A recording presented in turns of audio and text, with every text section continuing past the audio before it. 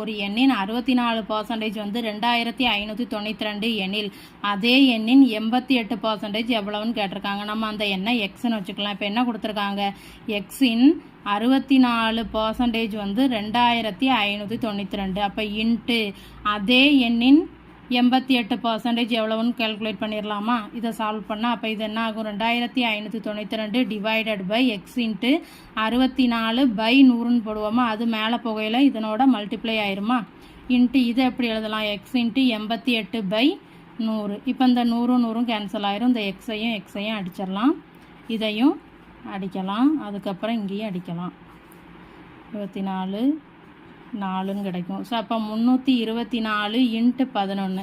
இதை எப்படி எழுதலாம், 3240 ப்ளஸ் ஒரு 324. அப்போ 4 6 5 3.